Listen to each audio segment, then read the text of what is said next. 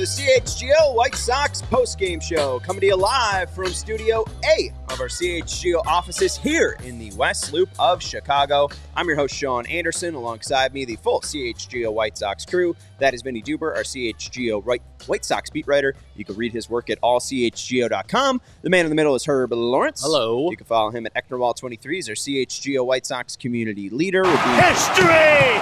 Being produced today by Joey Spathis. You're going to hear that a lot today, folks. My finger slipped. Oh, it's okay. History! Break it. Break that button. We are coming to you live after a White Sox loss. 13-7. It has been 28 days since the White Sox have won a baseball game. As Vinnie said, they are 0-16 since the All-Star break. This is their 18th time being swept in 2024, and it is the 6th straight series that they've been swept.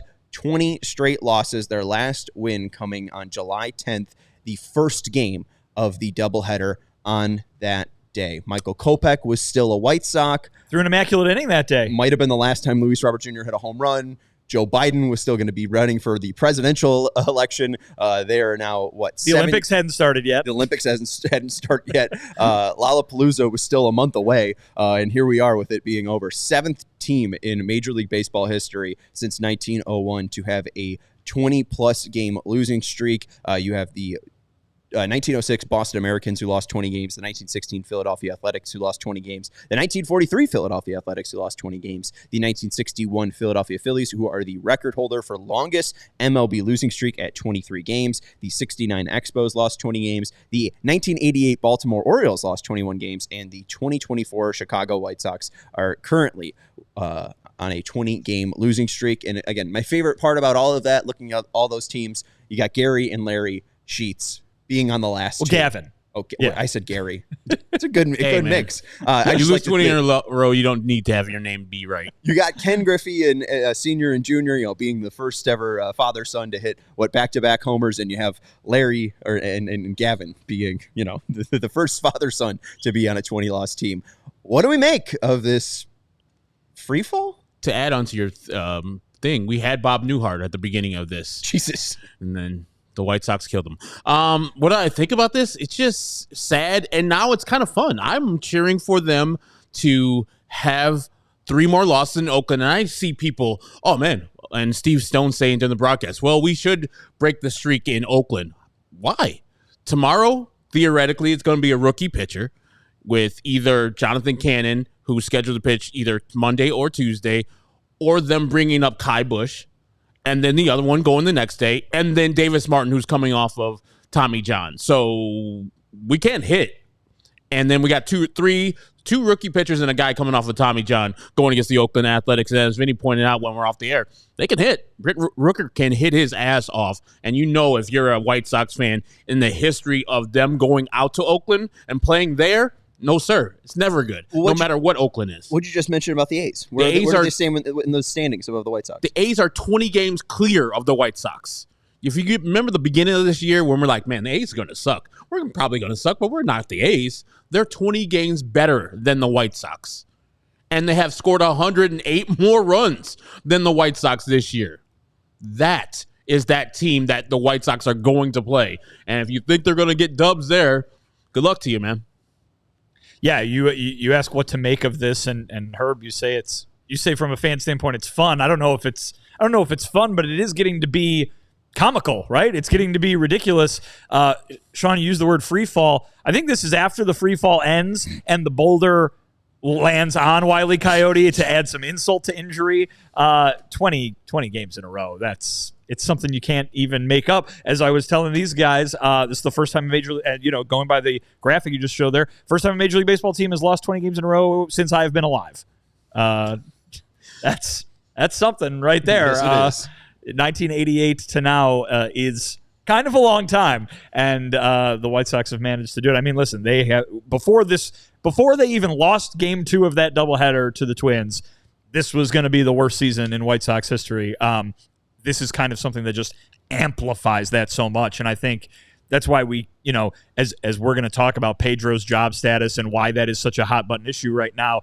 It's not necessarily because of the state of the season, because the state of the season has been this way for a long time. It's just that, man, this is a red pen that is circling that and a highlighter that's highlighting it and just putting 18 exclamation points after what this status of this team is right now. So I don't know if you can say that this 20-game losing streak makes them any worse or makes the situation any worse than it already was. But boy, is it making it far more noticeable, especially to people around the game and those national type voices than things were a month ago. Yeah, and we could see it with the viewers. We got 132 people watching. If you are new here, make sure you're hitting that thumbs up button. And if you haven't subscribed yet, make sure you're hitting that subscribe button. I did see a chat up earlier talking about where the 2003 Tigers were on today. Sunday, August 3rd, they were 29-80, but that was only their 109th game of the year. The White Sox just played their 114th game of the year. At 114 games, the 2003 Tigers were at 30-84.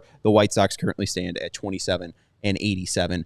Again, 60 games cleared of 500.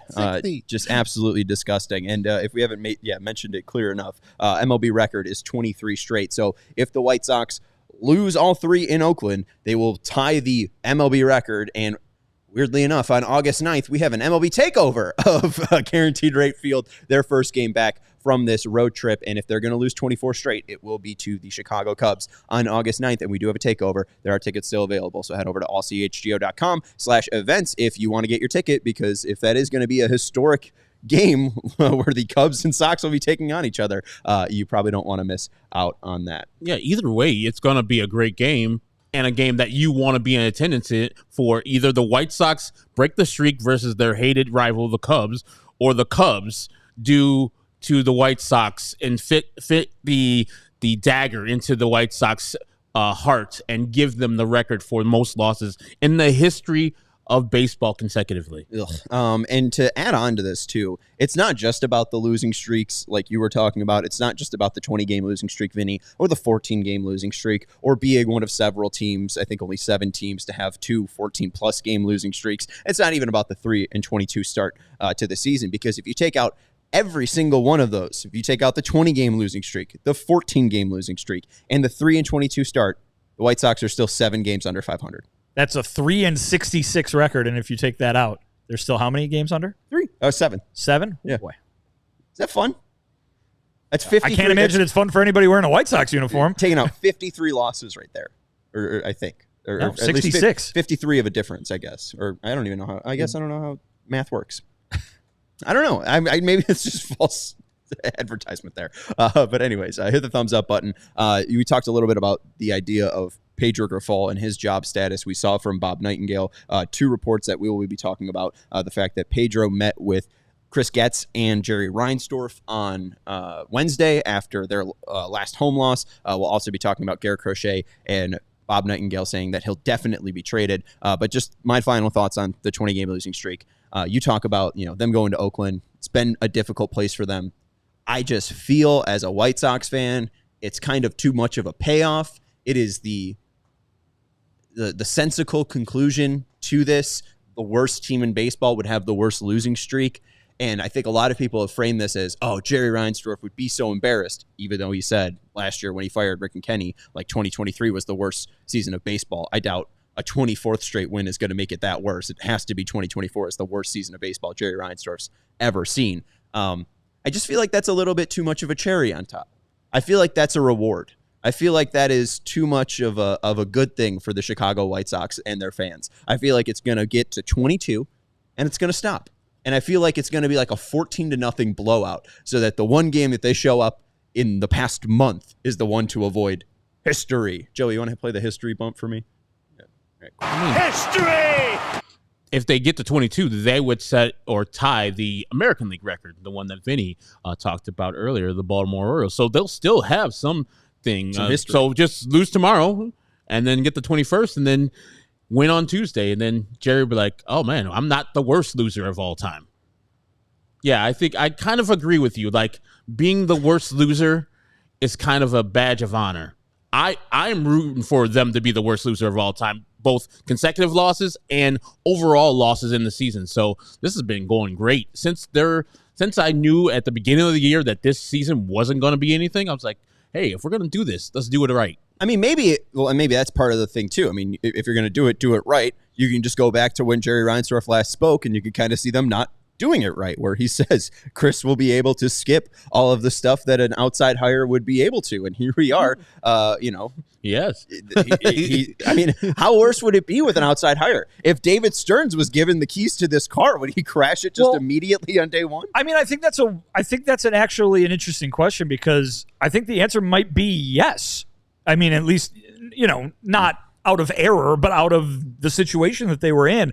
Everything that we hear from, and again, this is from people in the organization, so obviously it makes sense that they would be complimentary, but everything that we hear from folks in different departments is that Chris is really doing kind of a dramatic makeover of things, that he is kind of redoing kind of everything involved with this organization, and it makes you wonder, where was it when he took it over in terms of that behind-the-scenes stuff, right? I mean, we hear from the amateur scouting department about kind of the things that he's doing, and some of the other front office folks that we hear from, and some of the things that he's doing, and they're very taken with what he's doing, I guess. Obviously, that quote is being, dragged out that from Jerry, and rightfully so, because this is going to be anything but a quick turnaround, but was as quick a turnaround as possible, still something that was going to take a very long time. Again, I don't think anybody would have envisioned this. And, you say, is this the worst year of baseball for Jerry? I would have to imagine it's the worst year of baseball for anybody who's watched the White Sox their whole lives, because this is the worst White Sox season ever. And it will finish that way. But it is kind of maybe even if an upsetting one, quite the look at what kind of job this was going to be for Chris Getz or anybody in terms of turning things around. Because if year one is what we've seen, that is striking and surprising, to be quite honest. And two, I think what makes me feel just like a true pit in my stomach is the fact that he said he didn't like his team. It felt like there was some energy for Chris Getz to really change over the leaf, like you were talking about with, revitalizing the front office. But you look at the actual players that are left on this team, and I mean, we just heard from them post-deadline. They don't even know when their window is. I mean, there's still more question marks with this team. I mean, Luis Robert Jr. and Garrett Crochet are going to be the building blocks to somebody's franchise, but not the Chicago White Sox. So again, you're still left with your two best players. Even if it's not Dylan Cease and Luis Robert, it's just different question marks of Garrett Crochet and Luis Robert Jr. And as we hear from Bob Nightingale, they're definitely trading Garrett Crochet. So now Chris Getz is just, I feel like behind the eight ball. Hopefully they're able to trade Garrett Crochet before spring training. And if they do plan on trading Luis Robert Jr., they're able to do that before spring training. So he gets an idea of what this team actually looks like going into 2025. But if they're waiting and holding on to Crochet and Robert until the trade deadline of 2025, then you're just drawing out what this team will actually look like and getting a true sense of what you're trying to build. I mean, it might take him a year and a half to get a team that he actually feels okay with until the 2025 deadline. And I feel like that's just a huge failure on both Jerry and Chris's part, because if you're going to be whining that, hey, I can do it better, I don't know. I feel like I might trust Rick Getz and Kenny Hahn a little bit more to right the ship. You put them together. What? You put the names together. You just called them Rick Getz and Kenny Hahn. Oh. It's kind of fun. We're talking a lot of guys here. I went to Kenny Hahn. It's good. They got the hibachi right in the front. Kenny Hahn. Give you the eggs and such. Let's take a break, and we will talk about Chris Getz in just a second, him meeting with Pedro Grifol and Jerry Reinsdorf. We'll also talk about the idea that they'll definitely trade Garrett Crochet. We do have some technical difficulties right now with our camera. Joey's working on it in just a second. But, it's a podcast at the end of the day, so you're hearing us. The Gigadees with a $10 super chat saying, how about this record? In 124 years of the White Sox existing, we are 3 losses away from being the first and only team ever to be under 500 record in our entire existence. I don't want to say that's entirely true. We really do appreciate the super chat, the Gigadees. Maybe right now they're currently the worst team, but we were looking at the Philadelphia Phillies early days, and just go look from the Phillies from like 1901 to 1948. There is no way that there hasn't been a team under 500 in their existence. But you are right. You are 100% right that Jerry Reinsdorf's entire ownership era has been shrouded in loss outside of one year. I think it was like 1956 is the last time the White Sox weren't over 500 as a franchise. So, this has been a minute that the White Sox are going to be under 500 for their whole existence. That is just, that's doing some things. Feels like an eternity. I feel like it will never end. Vinnie Duber, how do we find an escape from this never-ending losing streak? Well, everybody is so mad. So go ahead and cheer yourself up by enjoying some summertime activity and enjoying the perfect summer beverage to go along with it. Leinenkugel's Summer Shandy is delicious. It's a perfect taste combo of lemonade and beer. You've had it. You know it's so good. But have you had it doing all the best summertime activities this city has to offer? Are you going to go down by the lake and have yourself a picnic? Are you going to go down to the ballpark and have yourself a tailgate? If you're doing that, make sure you take a nice case of Summer Shandy with you because that's the perfect accompaniment. But if you have a hankering for more varieties, different stuff that the Liney's folks have to offer, there's Honey Vice, there's Berries Vice. Herb, what are you enjoying? A juicy peach, right? A grapefruit shandy. A grapefruit shandy. See, there's so many varieties. I don't even know what Herb has, and he's sitting right next to me. But, folks, everything they make is good, so go ahead and try some. Flavor life's simple moments with Leinenkugel's, the official craft beer of the Chicago White Sox. Go to Liney.com/CHGO to find delivery options near you. That's LEINIE.com/CHGO, or pick up Leinenkugel's pretty much anywhere they sell beer. Leinenkugel's, flavor the moment. Celebrate responsibly. The Jacob Leinenkugel Brewing Company, Chippewa Falls. Yes! And we also want to let you know about our friends over at Sunnyside Cannabis Dispensary. Our friends over at Sunnyside have you covered all across Illinois, whether you are as far south as Champaign or as far north as South Beloit. Our friends at Sunnyside Cannabis Dispensary are here to elevate your summer. Sunnyside is your home for judgment-free cannabis shopping. They have a crazy selection with over 100 different strains to choose from, with easy online ordering and in-store pickup, and they can provide expert guidance to you from their staff if you want to step on in, or if you're just going to pre-order online, select from quality lines like Cresco or Florical. And here from for the summer is Good News' Tea Time disposable vape, bringing classic lemonade flavor that is perfect for the golf course because we all need a little help staying loose on the green. And even though Lala's just about to wrap up, for a limited time,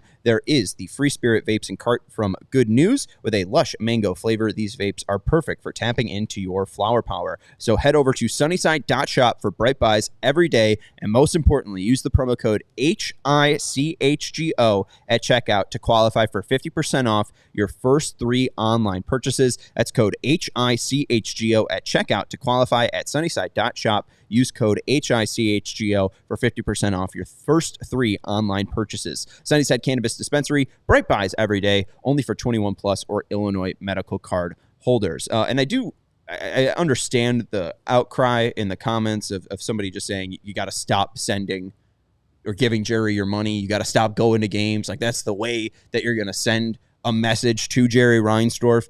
White Sox fans have absolutely been doing that. If you look at the attendance per game on Baseball Reference, they're 14th out of 15th out of American League attendance ranking, but their attendance per game, 16,438. Most of those are just pre-bought season ticket sales. Those are people that are either trying to make money reselling tickets or just diehard White Sox fans going, and that's how they spend their summer. But the last time they've been at an attendance of 16,000 per game was 1999 and 1998. They, throughout Jerry's ownership, have never dipped below that number except for 1989 and 1988. Those numbers were around 13,000 to around 20,000. I don't know if that's because of Comiskey. I don't know what Comiskey was like in his last days. I wasn't around. I don't think you were, as you brought up, Vinny. But yeah, this is definitely a new era, or at least an era the White Sox haven't been in for about 25 years, having this low of attendance and this low of support. I don't think the White Sox feel supported by their fans, and they shouldn't be. So don't worry about that. And also, as a fan, I don't try to tell other people who are fans what they can do with their money. If they want to go to the games and they find joy in the games, which I do, go to the games. Like, why would you tell somebody else to pride themselves with something that they enjoy just for some protest that you want to do? You're doing it. Do it yourself. Do it with your family. But to poo-poo and to make fun or to denigrate people who want to go to games, I don't think that's fair. Don't tell people how to fan themselves. If they want to go to games, allow them to go to games, because when it's gone, even though I hate the White Sox right now and how they're playing right now, when it's gone in October and in November and December, I'm like, man, White Sox baseball would be really good right now. Going to a game would be really good right now. Drinking a summer shandy at guaranteed rate would be really good right now. I guarantee those people who do go to games will miss it. So, yeah, if you want to go to games, don't listen to people who are telling you not to go to games because of their reasons. Go to games because you want to go. Yeah, I mean, the whole idea of that protest thing or the show with your money, I mean, I guess it makes sense, but at the end of the day, the idea is that that's got to be like an organic thing, right?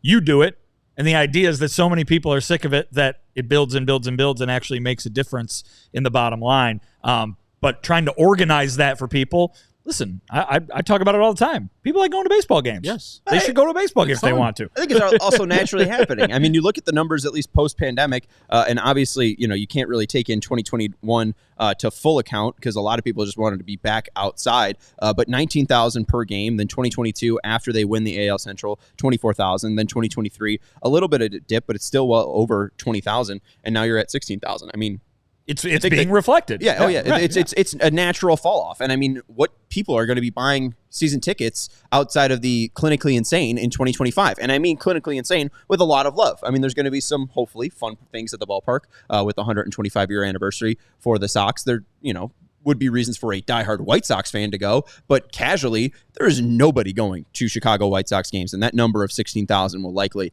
be at 15,000 per game, and they might not even eclipse, $1.5 million for 2 straight seasons. But that's a huge wake-up call. Next year, remember, is also the 20th anniversary of the 2005 team, so they're going to lean, hopefully, into that and bring all those people back, and hopefully bring the vest back, too. Thank God I get to see Jeff Blum. Oh, wow. I have to go see the Blummer come out and get a pre-game ceremony. You could see some good people like Luis Vizcaino. My man. All right. Maybe Garrett Crochet will still be on the team. If you listen to Bob Nightingale, doesn't sound like it. We'll jump into that after break one. I was trying to, and maybe I should have done Pedro Grifol instead of Garrett Crochet. Pedro Grifol would have been a better segue. Bob Nightingale wrote in USA Today about a lengthy private meeting on Wednesday after the White Sox lost their 17th straight game with owner Jerry Reinsdorf, Chris Getz, and manager Pedro Grifol to address a myriad of issues with their woeful team, including Grifol's future. They ultimately decided not to fire him before the weekend series against Minnesota, while Grifol could still be fired any day or even last until the end of the year if they suddenly start sprinkling in a few victories. The White Sox have no plans to look for permanent replacement until after the season. Bob does note that Marlins manager Skip Schumacher, who is expected to leave after the season, remains the leading candidate for the White Sox job, yet he's also a hot candidate for several other teams who might be looking for a new manager.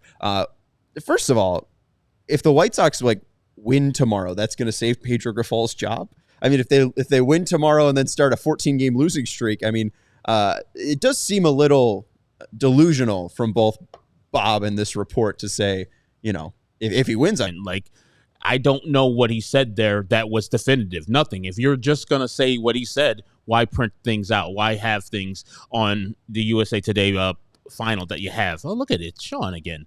But, I don't know what the purpose is on the road firing Pedro Grifol now. Just let him finish off the season. Or when you come home off of this road trip Thursday when no one's going to be there, just fire him, and then they can have the assembled media before the Cubs-Sox game be there and say, why'd you fire Pedro, et cetera, et cetera. But otherwise, it doesn't make sense that he's going to be on a plane right now to Oakland, and then one of these next games, you might fire him. There's nothing that's going to happen in these 3 games that's going to be fireable for Pedro Grifol. Well, I mean, as I've been saying now for a while, because we've been talking about this ever since Chris got up and made his weird answer to the Pedro question after the trade deadline, which was last Tuesday. Now, what is true now that wasn't true months ago. Yep.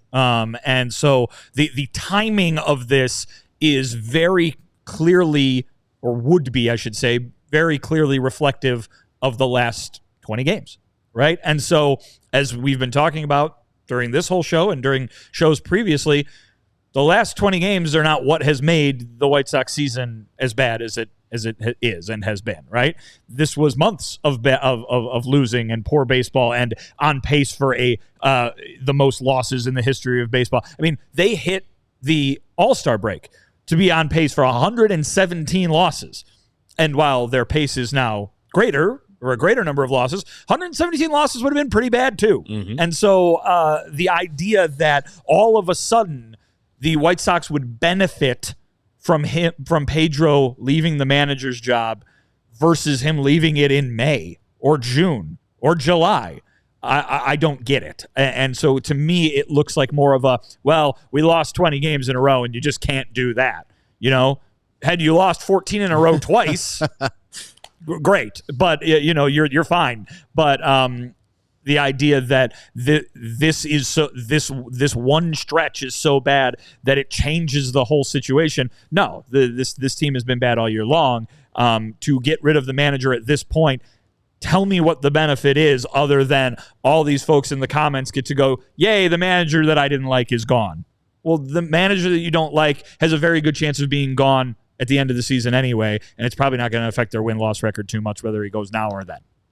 And also, I just don't know where Grifol gets his Jerry's not content thing. Like, I know in his article too, I think it was Daryl talking about, man, Jerry, this guy want to win. What a winner. The guy wants to win, and of course not content.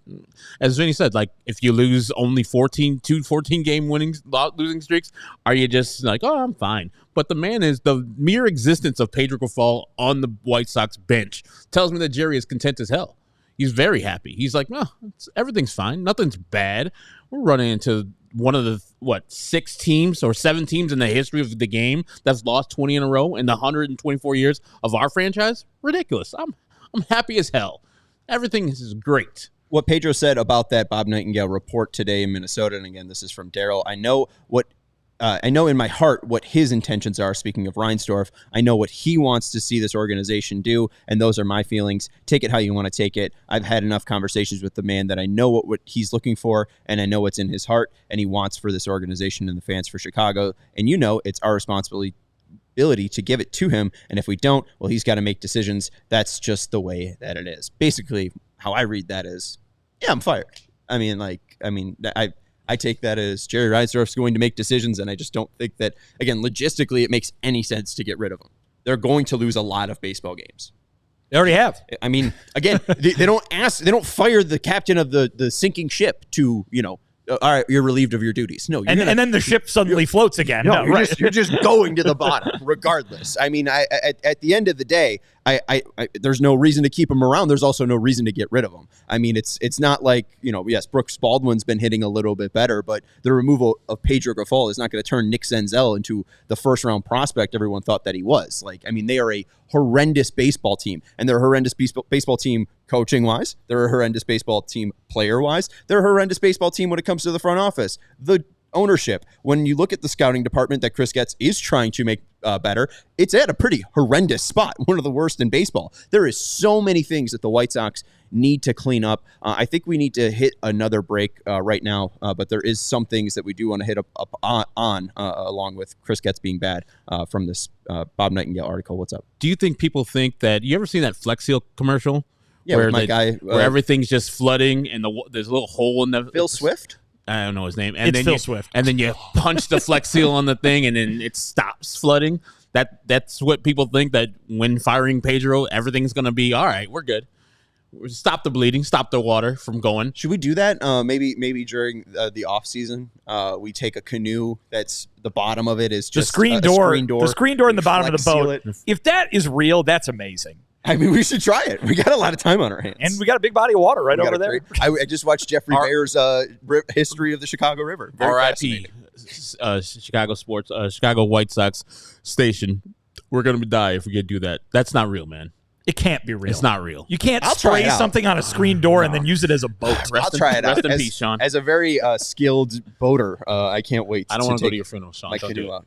I'll wear a life vest, eh? Anyways, let's let you know about our friends over at IL Pork Producers. It is grilling season. Get your pork. People who are active need more protein than the average American. In fact, the Academy of Nutrition and Dietetics, the Dietitians of Canada, and the American of College Sports Medicine recommend 1.2 to 2 grams of protein per kilogram of body weight per day for athletes depending on training. 1 3-ounce serving of pork provides 23 grams of high-quality protein that can help active individuals build and preserve muscle, and the International Society of Sports Nutrition recommends that people who are involved in a general fitness program or who intend or interested in optimizing their health eat low-fat, high-quality sources of protein, which include lean cuts of pork. Joey, if you can go to the Super Chat, our guy Jason giving a $5 Super Chat asking if Herb is looking a little bit leaner. You eating some more pork and riding that bike? Damn right. Hell yeah. Thanks you, Jason. Why is Herb looking lean and mean today? You've been lifting. He has been, folks. He comes in sweaty every single day. It's a sweetness shirt. It is a sweetness shirt. You can go get that at chgolocker.com. Anyways, elevate your protein game with lean pork, a powerhouse of natural goodness. Savor the flavor, savor the gains, and celebrate any occasion by enjoying the best pork produced by Illinois pig farmers. From your sausage and bacon from breakfast to pulled pork or juicy chops hot off the grill. It's an entire season dedicated to the pork and people who behind the product, paid for by the Illinois pork producers. Generations of commitment.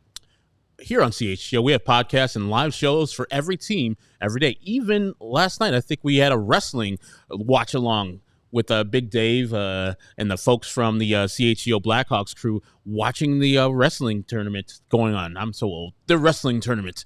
We have post-game shows. SummerSlam, Grandpa. SummerSlam. Okay, I didn't know what it was. They asked me to do it. I was like, I haven't watched wrestling since like 1995 regularly. Like WCW still around? No. Is the Wolfpack still around? No. Premium written content for all members at allchgo.com. And when you become a diehard, you get this box that's right in front of you, the black box. Everybody gets that black box. And you get a free t-shirt like the one I have one right now with sweetness on it. And in the future, you get 20% off of merch. You get 20% off of events like this Friday's game versus the Cubs. It's our takeover on August 9th. You meet us at Turtles. We walk over to the game, 147, I think our seats are at. And then post-game, we have fireworks. Or you can come out to that, and you can come out to our golf event, August 23rd. It is the second annual Kickoff Classic. It is being held down in Cog Hill in Lamont, Illinois. We had a great time last year. We had a great time earlier this summer when we went out to St. Andrews in West Chicago. So come on down and sign up right now for a diehard. You get 20% off of that and 20% off of Bears tailgates, et cetera, in the future. And you also get access to our CHGO Discord where we talk about a myriad of topics, not just sports. And let's see where I'm at. We got dope merch for all teams, free t-shirt when you become a member. And like I said, you get access to our members-only Discord, the CHGO Lounge. So become a diehard today. Thank you, Herb. And we do just want to continue this talk of the struggling Chicago White Sox. We appreciate everyone hanging out with us. Make sure you hit that thumbs up button if you haven't yet, and make sure you're subscribing to that channel.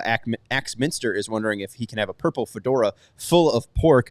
We do have the purple fedora, but I don't think we have any pork around. But hey, I mean, you can get it at the Jewels. I'm not against throwing raw pork into a fedora. I feel like that's what my whole life is about. Cook the pork, and then you can eat it out of there with a fork. I don't think I want to do that. Dude, hair in it. Anyways, it'd be like a batting helmet full of nachos, except this would be a fedora full of pork. That's true. All right, let's get into the other part of Bob Nightingale's report. He talks about Garrett Crochet and Eric Fetty. We heard a little bit of this from Dan Hayes of The Athletic, that the White Sox and Twins were talking about a trade. Dan Hayes said that this is for Fetty specifically. The White Sox wanted one of the top 3 prospects from the Twins. They didn't want to do that, but the Twins apparently offered a top 100 prospect. The Sox turned that down. Also, part of this, the Twins were looking for some money as well, so maybe that was part of it, was that the White Sox were able to get a top 100 prospect, but they'd also have to send money to the Twins for that. What Bob reports, and there was the fact from which Dan also reported, which was it was the Twins. The Sox were charging reportedly a higher price for Fetty within the division. Right. And as Bob reports today, to give a little bit more clarity, the White Sox were never going to trade Garrett Crochet or even Eric Fetty in the division unless completely overwhelmed. While Fetty wound up with the Cardinals, Crochet will definitely be traded this winter. Again, Crochet will definitely be traded this winter. The White Sox are expected to completely shut down Crochet at some point to help assure teams that he's healthy and will dominate again in 2025. Chicago believes his trade value will be much higher this winter. Crochet, who will get a healthy bump from his $800,000 salary in arbitration next year, is under team control through 2026. And then there was the humorous quote where he talks about wiping his behind. But at least with the trade part, I find it very stupid of the Chicago White Sox not to take the best package, and it is not fully confirmed that the Twins offered the best package. We don't know what a final package would look like for Eric Fedde going to the Minnesota Twins, if that would include money, if that would include the exact prospect that Dan Hayes threw out there. But my one hang-up is, A, did the Twins offer a better package? And B, did this package include Pham and Kopech? Because I know that the Cardinals were very intent on getting Pham. The Dodgers were very intent on getting Edman. And Chris Getz talked about working that trade out for like 10 to 7+ days, trying to work out that 3-team trade. Does the Twins trade include Kopech and Pham? And did Getz not only hurt his return by not trading Fedde within the division, but also by not breaking up that package? There's a lot of variables there that obviously we don't know about or haven't even been reported on, but I'll say this in the general sense. The White Sox, with the position that they're in, shouldn't be turning down any better offer regardless of who the team is, right? You take the best offer, because here's the thing. So you trade Eric Fedde within the division, and he dominates you for the next year and a half. Great. You're not expected to be good anyway. You're rebuilding. You're in the talent acquisition phase, Chris Getz is fond of saying. So if that is the case, why wouldn't you just try to acquire the best talent? You're playing for, and again, they're not going to say this, but because they want, they have competitors and players and guys who are going to try next year, but you're playing for bare minimum 2 years down the road. You're probably playing for 3 or 4 the way that we're all estimating things are going to go, right? Mm-hmm. So why not give yourself the best chance to win 3 or 4 years down the road with the best players you can possibly acquire right now? And maybe at the end of the day, they did that. Maybe they believe that Miguel Vargas is better than anybody they were going to get from the Twins, and then there's all the combinations and the permutations and everything that happened. Maybe they ended up with the best player that they wanted in terms of the conversations they were having. But in general, you don't say, sorry, Twins, we don't want to give you a guy who's going to be around, who's going to pitch against us for another year and a half. I mean, you have to take the best players you can possibly get, because that's where you are as a franchise right now. History! Good point. Like, how does the Fedde to the Cardinals trade take 7 days? It's way too long to make that trade that I'm still disappointed in. And then I was listening to Hit and Run today with Matt Spiegel, and one of the names that was brought up as far as the Twins prospect was that Luke Keeschel guy, and he's a top 50 prospect as of right now. I would have gladly taken that player over Miguel Vargas. I know Vargas was top 40 last year, but I don't care about trading inside the division. Does it matter? As Vinnie just pointed out, great. Fedde goes out and does what he does versus like when he was a White Sox to the White Sox. Who cares? He's only there for another year and a third, and then he's gone from the Twins. But now you have 6+ years of their top 50 prospect on your roster. And they'll be looking at that player and like, oh, we gave that up for only a year and a third for Eric Fedde. I would trade inside the division all the damn time, as they brought up today on Hit and Run. Like, the league has changed. The fact that you don't have to win your division to get in the playoffs, it's not imperative you winning your division to get in the playoffs, means that the division play, especially that you don't play 18 games versus them anymore, you play 12 or 13, means that playing versus your division and trading inside your division is not as it was back in the day when you played these guys all the time. And so to get in the playoffs, you had to beat all these guys. And so seeing Eric Fedde 5 times a year would hurt you badly as a White Sox, instead of 3 times you see him and for the year and a third that you would trade him off. So it's old time thinking, and I hope the White Sox graduate from there. And when they're dealing with the off season of Robert and Crochet, think about those 4 other teams in the division if they want them, because they might be a team that you can get some players back from. How many times do we look at the Cleveland Guardians like, man, Wish we had that player. Or the Twins, every time they bring up a player, like, God damn, he's good as hell. Same thing with the Royals and same thing with the Tigers.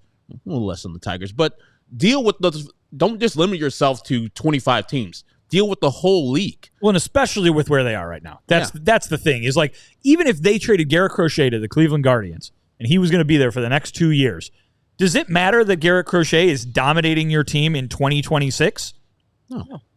Right? I mean, and especially, I mean, you could just dodge Crochet completely in a Guardian series. But my point being that, like, if Garrett Crochet makes the Guardians win the division in 2025 and 2026, how is that going to negatively impact a White Sox team that might not be competing for the division in 25 and 26? Use the players you get from them to win the division in 28 and 29 and 30. And it's silly that we're talking about years that far down the road, sure. But with where this team is right now, that's the trade you make. The idea is that it should help both teams. And if it makes the Twins or the Guardians win the division right away, and it makes you win the division a few years down the road, then guess what? Both teams won the trade. Hooray. And also, too, again, if you're worried about Garrett Crochet making that much of an impact within your division, your billionaire owner could pay to keep him on your team because he's only 25 years old. But no, that's a great point there too, because again, the general manager right now cannot give a definitive idea of when the next window is for the Chicago White Sox. He will not give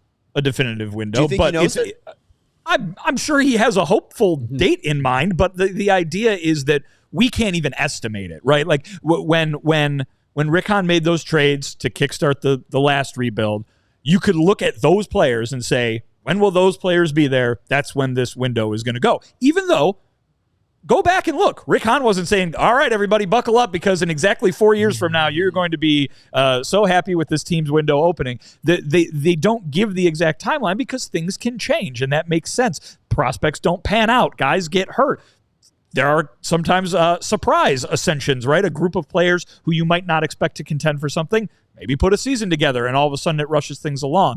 The idea, though, right now is that you cannot look at the White Sox farm system and say, look at all of those position players. This is the clock on which they're going to have, and we can see a lineup of the future forming by date X. You can't do that right now from the outside, and when you don't hear the plan from the inside, those two things going together means it's very hard to see this happening quickly. And two, at least for the 2017 rebuild, the true piece of that rebuild was Luis Robert Jr., someone that wasn't even acquired in a trade, that was acquired before the Cease and Jimenez trade was even completed. I mean, he was the cornerstone of this team.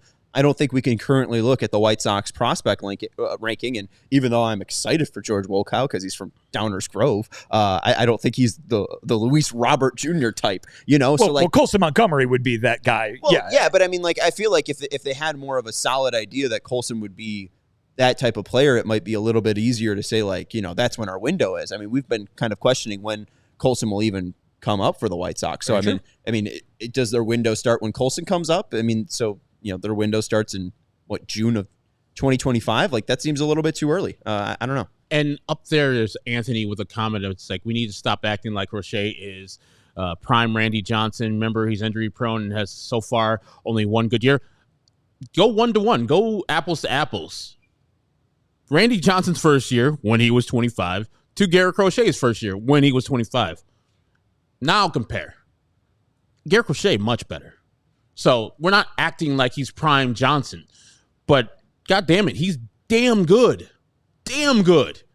Like now, currently.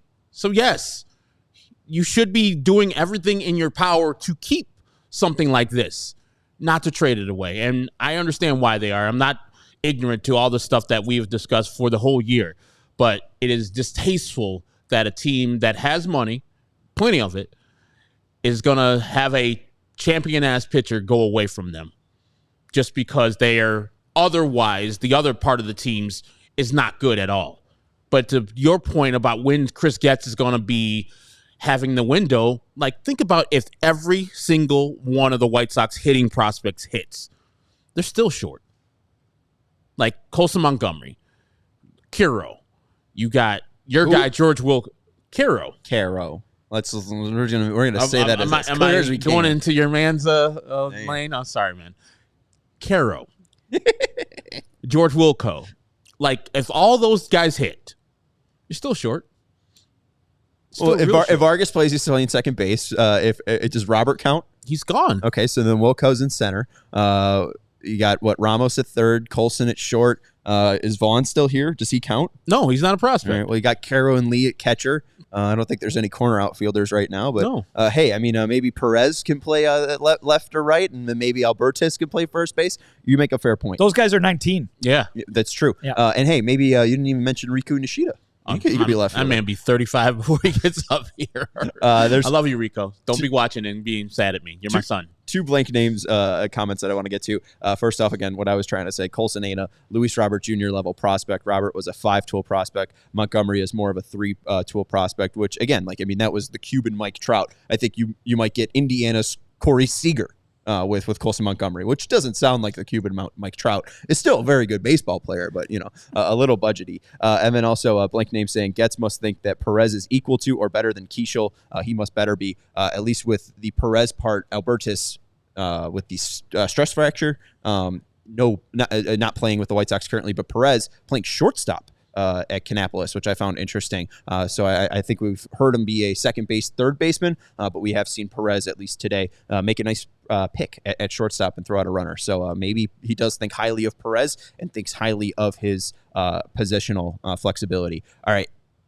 One thing that we do want to throw out there, Jeff Cohen of Future Sox that covers the Charlotte Knights for Future Sox, along with Elijah Evans, was on that Kai Busch of the Knights was scratched before today's start. Drew Thorpe was added to the 15-day IL with a forearm strain just about a day ago. So it seems like Kai Busch, whether it be Monday or Tuesday, is in line to make his major league debut. That is not confirmed, but it is possible that Busch will be making his debut. You threw out the idea that, hey, going to Oakland's always been tough. Now you're getting a lot of rookies starting in Oakland. But what do we think of Kai Busch being the first of, I think, those trade deadline pieces from last year making his debut? Jordan Leisure, but yeah. Oh, yeah, Leisure. No, that's fair. Nastrini. Yeah, Nastrini too. Okay. They're not with the team right now, so yeah, Kai Busch would be the third to make his debut. But what do we make of Kai Busch finally getting here? Reportedly. I mean, it's one of the things that Kenny and Rick did well at the end of their tenure. Like, they turned people who are not returning to the White Sox at all into found money. Like, Kai Busch pitched really well down in Birmingham. I haven't looked at his Charlotte splits yet, but don't. Okay, Charlotte's not the greatest place to go as you're a prospect, especially a pitching prospect. But I'm excited about his bona fides. And as the Drew Thorpe started his career at Seattle, a very pitcher-friendly ballpark. Oakland is a nice pitcher-friendly ballpark. Imagine making your debut at a place that will no longer be there in this year. It's like, oh yeah, you go back to your kids like, yeah, I made my debut at that parking lot over there in Oakland. So, Dad, why are we in Oakland? This is terrible. But yeah, I'm excited for him. I'm good. I'm glad that the White Sox have at least pitching prospects that are making the major leagues, and it's not like he's making it for any other reason than he deserves to be up here. Like, he pitched well enough in AA to earn his promotion, but the White Sox didn't have a spot. Now that Drew Thorpe has gone down, I hope Kai Busch will be the person they call up to make his major league debut tomorrow. Yeah, I mean, listen, we've been talking about how the second half of this season, or I guess the post-trade deadline part of this season, is going to be about getting these younger guys up and seeing what they got in them. They're already taking a look at some of them, and here's another one that's going to get to go up to a big league stage. We're going to see, it's going to take time to figure out which of these guys that they're down there, this group of pitching prospects they have, actually turn into those guys they're going to be leaning on to take big portions of starting rotation spots down the line. But Kai Busch is as good of a candidate as any, and to get him going and to get his, the big league front office and coaching staff's eyes on him at the big league level to see what he can do, it's informative. Whether it ends up being, the definitive ruling from day one is very unlikely, but it is informative, and the more action these guys get at the big league level, it tells the team where they actually belong as things look toward next year and the start of next year. Yeah, and as you brought up his stats in Charlotte, 6.16 ERA for Kai Busch so far. That is high. 19 innings, though, for Ky Bush. 16 strikeouts, but 10 walks, a 1.5 whip. But, hey, man, with the 2024 White Sox, we're not looking for, clean or good. Just throw a couple innings. Just get the bullpen to maybe the fourth or the fifth. Bush, if he does come up and does make his start tomorrow, we will have an off-day show at 5:30 to preview tomorrow's game, but Bush mostly features a four-seam fastball. That's his main pitch at around 50%, a slider at 30%, a curveball at 12%, and then a changeup around 8%. He's thrown a sinker in AAA, but could just be a misread four-seam fastball. So he's mainly got four pitches: four-seam, slider, curve, and changeup. One pitch is over 35% whiff rate. That's a slider. The curveball, 21%. So maybe you see more breaking balls, hopefully, in his start. And maybe that's, go the Boston Red Sox method of, let's just completely destroy the fastball and make it go extinct. Maybe Ky Bush just comes up and throws 80 sliders and changeups and curveballs, and that'd be fun. All right. Any other things from this weekend jump out and grab your attention? History! Outside of history, 20 straight losses, the seventh team since 1901 to reach this plateau. A Brooks Baldwin mention, maybe? It wasn't what I was going to go with, but he did make an error today, so I guess it's kind of in line with what I was going to say. But again, I'll go back to what I said at the beginning of the show, which is this is something that's easy for folks to latch on to because it says in a headline, 20 losses in a row. Oh, my God, that is very, very bad. That is as bad as things have ever been for the most part. But it was going to be as bad as things have ever been regardless of the streak. And you can see the biggest failure right in front of you watching game number 20. They actually scored some runs today, Herb, which is one thing. But you've got people making bad plays in the field. You got the pitching, walking guys all over the place. The seventh and eighth innings, they continuously point out how bad of bugaboo that has been. How about the eighth inning this weekend? They gave up, crooked numbers in all three of them, I believe, against the Twins. The bullpen has been really bad lately, all season long, right? It's 28 blown saves on the season, something like that. I mean, the season has been microcosmed by these 20 games, but it has been very, very much like this from start to finish. You want to talk about the failure of the leadership of this team? It's not delivering on what they said they were going to do in the progress department. Listen, nobody expected this team to win a division this year. Everybody expected them to look better than they did last year, whether it was between the changes that Chris Getz made in the offseason or just the idea that they were approaching things. The coaching staff was approaching things with a different attitude, being more direct with what they wanted with these players after being a little hands-off last year. It was all supposed to be better. And daily, if you're playing an afternoon game like he did on a Sunday today, it has been very much not better. You're seeing the errors. You're seeing the mistakes. You're seeing the walks from the pitching staff. You're seeing the inability to score runs, usually not today, but the inability to control the strike zone on the offensive side as well as the pitching side. It's been there from day one. It has not gotten any better. Obviously, you trade away guys who were having good years. It's going to, you would think, get a little worse. But again, 20 games in a row, that's a screaming headline, absolutely. But it is not the definitive stretch of this season because the entire season has looked like this. I want to give credit to Brooks Baldwin. Hit his first Major League home run yesterday. Had a good game today himself. I think he went 3 for 4. Yeah, could I read off some Baldwin stats? Yes, you can. Last 9 game, 281 average, 342 on base, 500 slugging percentage, 4 doubles, and a homer along with 5 singles. All right, that's rookie player. I want to see him, and even though he made that error, I was like, hey, make those errors. Get it out of your system so you can learn next year to have the ball on the ground, which he had his glove on the ground. Just lift it up when you see that last hop. And he'll learn that by playing baseball at these major league stadiums, understanding where the bad hops are, where the field's differences are, how a ball hops from the dirt to the grass, et cetera, et cetera. So he'll be better suited next year when he does play probably more majority of the game. I hope so, because the kid, I think, has the hit tool down. Now, you saw the home run, the 9th home run by Andrew Benintendi, and that was good. The bad is that Andrew Benintendi hit a double early in the game where he pretty much Cadillac'd it to second base.